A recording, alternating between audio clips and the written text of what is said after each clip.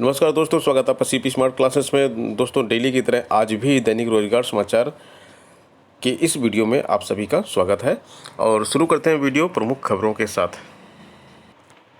दोस्तों, पहली और इम्पॉर्टेंट खबर आप सभी के लिए कि कोरोना से जंग में भारत अब तक अव्वल साबित हुआ है। समय पर सख्त फैसलों के कारण मरीजों की संख्या दुगनी होने की रफ्तार अन्य देशों से कम है। तो जो मरीजों की संख्या दुगनी होने की रफ्तार है वो काफ़ी कम है। वो आप इस ग्राफ से देख सकते हैं यहाँ पे, जहाँ दिखाया गया है कि 750 से 1500 की रफ्तार में भारत कहाँ पर है और 1500 से 3000, 3000 से 6000, 6000 से 12000 में भारत की स्थिति कहाँ पर है। भारत को जहाँ देखा जा सकता है, ये दिनों की संख्या दी गई है और यहाँ पे 750 से 1500 के अगर बीच में देते हैं तो 4 दिन में हुआ है और 1500 से 3000 में 4 दिन लगे, 3000 से 6000 तक पहुँचने में 5 दिन लगे और 6000 से 12000 पहुँचने में 6 दिन लगे हैं।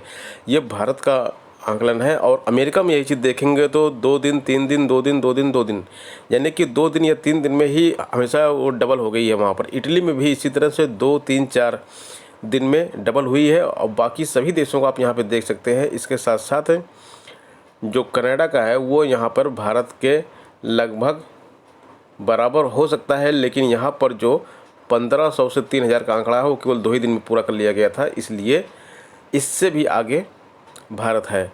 तो पहला ये ग्राफ जो मैंने आपको समझाया और दूसरा यहाँ पर देखते हैं, एक और ग्राफ यहाँ पे दिया हुआ है। इसमें दिखाया गया है कि प्रति 10 लाख की आबादी पर मौतें कितनी हुई हैं। तो इसमें विश्व में जो एवरेज चल रहा है, औसत चल रहा है 17.3 चल रहा है, जबकि भारत का 0.3 चल रहा है। अमेरिका का 86, स्पेन का सबसे आगे है 402, इटली का 358, फ्रांस का 263। तो इस हिसाब से जनसंख्या की दृष्टि से, जो पॉपुलेशन की दृष्टि से देखा जाएगा पूरा, तो भारत का जो प्रति 10 लाख पर आबादी पर जो मौतें हुई हैं अभी तक वो 0.3 है। और इसी तरह से प्रति 10 लाख आबादी पर कुल मामले कितने आए हैं, भारत में 9 मामले केवल आए हैं, जबकि विश्व का जो एवरेज है वो 267 है। अमेरिका का 1946 3864, स्पेन का है, इटली का 2732। तो इस हिसाब से भी भारत अव्वल है। तो ये जो 3 ग्राफ यहाँ पे दिखाए गए हैं, इनकी वजह से समझाया गया, इन ग्राफों की तरह समझाया गया है कि भारत किस तरह से कोरोना से लड़ने में अव्वल साबित हुआ है अभी तक। जल्द शुरू होगा यूपी बोर्ड कापियों का मूल्यांकन। तो यूपी बोर्ड की कापियाँ, जो हाई स्कूल और इंटरमीडिएट की कापियों का मूल्यांकन काम जो रुका हुआ है, शारीरिक दूरी के नियमों का कड़ाई से पालन कर शुरू करवाया जाएगा। मूल्यांकन केंद्रों पर मास्क, ग्लव्स और सैनिटाइजर की पर्याप्त व्यवस्था किए जाने के निर्देश उप मुख्यमंत्री डॉक्टर दिनेश शर्मा ने अधिकारियों को दिए हैं। गुरुवार को योजना भवन में वीडियो कॉन्फ्रेंसिंग के माध्यम से उप मुख्यमंत्री ने सभी मॉडलों के संयुक्त शिक्षा निदेशक और DIOS को निर्देश दिया कि वह बोर्ड परीक्षा की कापियों का सुरक्षित ढंग से मूल्यांकन शुरू करने की तैयारी करें। तो अब ये मूल्यांकन शुरू करवाया जाएगा, तो इसके बाद रिजल्ट की व्यवस्था की जाएगी। इसमें मूल्यांकन कार्य कब से शुरू होगा, इसकी घोषणा 20 अप्रैल को की जाएगी। अभी इसकी कुछ भी फाइनल डेट नहीं आई है, लेकिन 20 अप्रैल को इसकी डेट घोषित कर दी जाएगी। कक्षा 9 और कक्षा 11 में प्रोन्नत हुए छात्र छात्राओं की ऑनलाइन पंजीकरण शुरू किया गया है। डॉक्टर दिनेश शर्मा ने राजकीय व सरकारी सहायता प्राप्त माध्यमिक स्कूलों में 20 अप्रैल से शुरू हो रही व्हाट्सएप वर्चुअल क्लास की पुख्ता निगरानी करने के भी निर्देश दिए हैं। दोस्तों, बात करते हैं APO परीक्षा की। तो प्री परीक्षा का रिजल्ट अभी अधर में है और मुख्य परीक्षा करीब आ चुकी है। लॉकडाउन के चलते उत्तर प्रदेश लोक सेवा आयोग अप्रैल माह में अलग अलग तारीखों में प्रस्तावित पीछे 2019 मुख्य परीक्षा कंप्यूटर सहायक 2019 परीक्षा स्थगित कर चुका है। अब सहायक अभियोजन अधिकारी 2018 की मुख्य परीक्षा पर संकट मंडरा रहा है, क्योंकि आयोग अभी तक APO प्री परीक्षा का रिजल्ट जारी नहीं कर पाया है। इधर मुख्य परीक्षा की तारीख करीब आ गई है। APO 2018 की मुख्य परीक्षा 16 मई को प्रस्तावित है। आयोग ने APO 2018 के तहत 17 पदों की भर्ती निकाली है।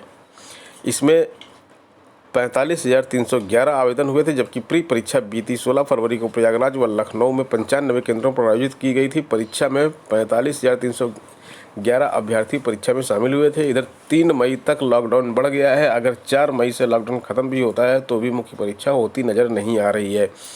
तो मुख्य परीक्षा पर संकट के बादल मंडरा रहे हैं और यह परीक्षा निरस्त होने की कगार पर है। दूसरी न्यूज़ यहाँ पर है, लॉकडाउन के बाद परीक्षा व रिजल्ट का काम तेज करेगा एसएससी का जो एक शेड्यूल होता है परीक्षाएं कराने का, वो अपना एक कैलेंडर उनका होता है, उसके हिसाब से वहाँ पर परीक्षाएं होती रहती हैं, उसमें कभी लेट नहीं होता है। लेकिन लॉकडाउन की वजह से पूरा शेड्यूल इनका चरमरा गया है, इसलिए उनकी बहुत सारी परीक्षाएं एक दूसरे के ऊपर ओवरलैप होने लगेंगी। तो पटरी पर लाने के लिए परीक्षा जल्दी करवाएगा और रिजल्ट देने का काम भी तेज़ी से करेगा। युद्ध स्तर पर काम शुरू किया जाएगा। अगर 4 मई को लॉकडाउन ख़त्म हो जाता है तो लंबित परीक्षाओं व रिजल्ट का काम शीघ्र पूरा किया जाएगा। इसके लिए क्षेत्रीय अधिकारियों को जरूरी दिशा निर्देश जारी किए गए हैं। इसमें तय किया गया है कि तारीखों में बदलाव करते हुए उन्हें शीघ्र पूर्ण कराया जाएगा। मई के बाद की परीक्षाओं को उनकी तय तारीख में कराने का प्रयास किया जाएगा। इसके तहत कंबाइंड हायर सेकेंडरी 10+2 स्तरीय परीक्षा टियर 1 2019 मई में होगी। जूनियर इंजीनियर पेपर 1 परीक्षा 2019, स्टेनोग्राफर ग्रेड सी और ग्रेड डी परीक्षा 2019 और skill test combined higher secondary level परीक्षा 2018 को 3 मई के बाद नई तारीख का पूरा किया जाएगा। इसकी सूचना वेबसाइट के जरिए विद्यार्थियों को दी जाएगी। पूरे विश्व को महामारी में ढकेलने के बाद चीन ने अब गुपचुप तरीके से परमाणु परीक्षण किया है। अमेरिका ने चीन पर गुपचुप तरीके से कम शक्ति वाले परमाणु परीक्षण का आरोप लगाया है। अमेरिका का कहना है कि इस तरह के विस्फोट पर प्रतिबंध के अंतर्राष्ट्रीय करार के बावजूद चीन ने ऐसा कदम उठाया है कि हालांकि चीन ने किसी भी परीक्षण से इनकार किया है। पहले ट्रेड वार और अब कोरोना वायरस के कारण अमेरिका और चीन के बीच तनाव की स्थिति बनी हुई है। अमेरिका का कहना है कि वुहान में फैले इस वायरस को संभालने में चीन की लापरवाही के कारण ही दुनिया भर में इस महामारी का प्रकोप हुआ है। लॉकडाउन खत्म होने के 3 सप्ताह के बाद परीक्षा जुलाई में रिजल्ट आएगा। सत्र को नियमित करने के लिए ग्रीष्म एवं शीतकालीन अवकाश में कटौती की जाएगी। यह बात कही है उप मुख्यमंत्री दिनेश शर्मा ने, और यह बात प्राविधिक शिक्षा एवं व्यवहारिक शिक्षा की बाकी बची हुई परीक्षाओं को आयोजित करने के लिए कहा गया है। और इसी को बोला गया है कि जून के अंतिम व जुलाई के प्रथम सप्ताह में रिजल्ट जारी किया जाएगा।